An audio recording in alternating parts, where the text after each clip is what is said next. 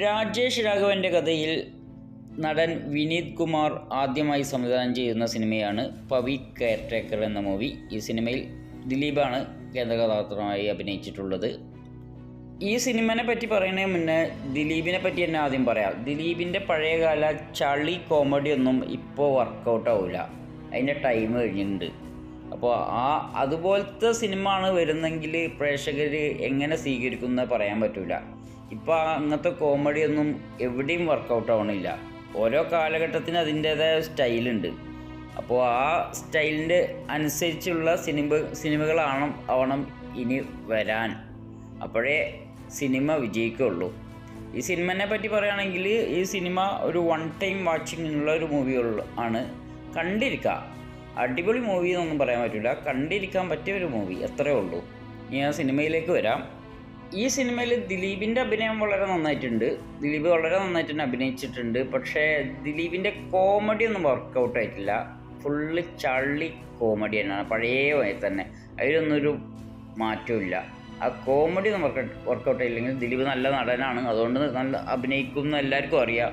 അതുകൊണ്ട് അഭിനയത്തിനും പെർഫോമൻസിനൊന്നും കുഴപ്പമില്ല. കോമഡികൾ വർക്കൗട്ട് ആയിട്ടില്ല എന്നാണ് എനിക്ക് ആദ്യം തന്നെ പറയാനുള്ളത്. പിന്നെ സിനിമയിലൊരു നായയുണ്ട്. ആ നായനെ കാണാൻ നല്ലൊരു ഭംഗിയുണ്ട്. ആ അഭിനയം, നായയുടെ പെർഫോമൻസൊക്കെ അതും നന്നായിട്ടുണ്ട്. അതുപോലെ തന്നെ സിനിമയിൽ മരപ്പട്ടീനെ കാണിക്കുന്നുണ്ട്. ആ മരപ്പട്ടിയും രസമായിട്ടുണ്ട്.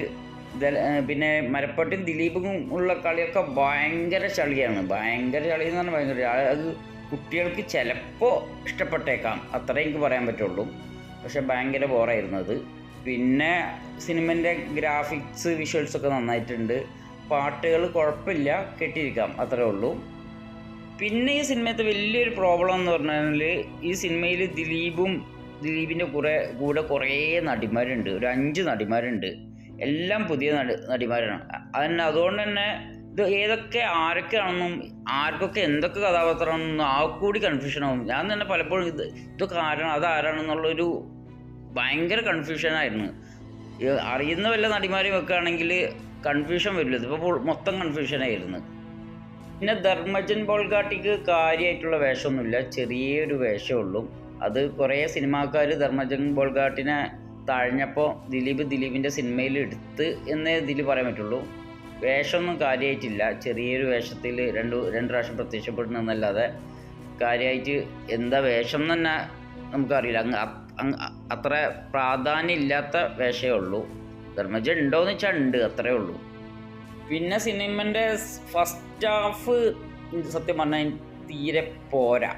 ആ സമയത്ത് സെക്കൻഡ് ഹാഫ് ബോഡി ഗാർഡ് എന്ന് പറഞ്ഞ സിനിമയിൽ നിന്ന് കോപ്പി അടിച്ചതാണെന്ന് ആർക്ക് കണ്ടാലും മനസ്സിലാവും.